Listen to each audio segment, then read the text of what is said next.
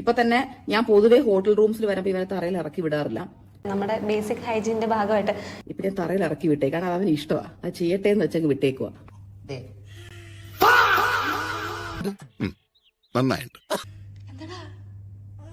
നമ്മൾ ഇന്നലെ അഡിഡാസ് വൃത്തികെട്ട തള്ള തറയിൽ ഇറക്കി വിടത്തില്ല, പക്ഷെ തറയിൽ കിടക്കുന്ന ചെരുപ്പെടുത്ത് വെച്ച് കുട്ടിക്ക് കടിക്കാൻ പറ്റും അല്ലേ? നല്ല പരിപാടികൾ എന്തായാലും കാണിക്കുന്നത്. ഈ ഒന്നാമത്തെ കാര്യം, ഈ പൊങ്ങച്ച വർത്തമാനം ഉണ്ടല്ലോ, അത് കുറച്ച് കഴിഞ്ഞാൽ ഇവർ പാതി ഓക്കെയാണ്. അതാണ് ഇവരെ ഏറ്റവും വലിയ ഇവരുടെ പ്രശ്നം. അത് മേ ബി എനിക്ക് തോന്നുന്നത് ജനിച്ചപ്പോഴേ കിട്ടിയതാണെന്ന് എനിക്ക് തോന്നുന്നു.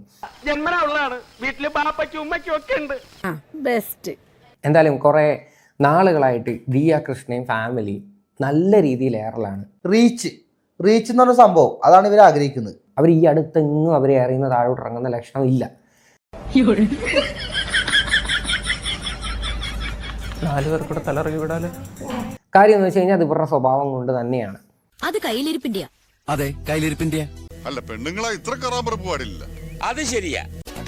എല്ലാവർക്കും സന്തോഷമായല്ലോ. എനിക്ക് സന്തോഷമായി. എല്ലാവർക്കും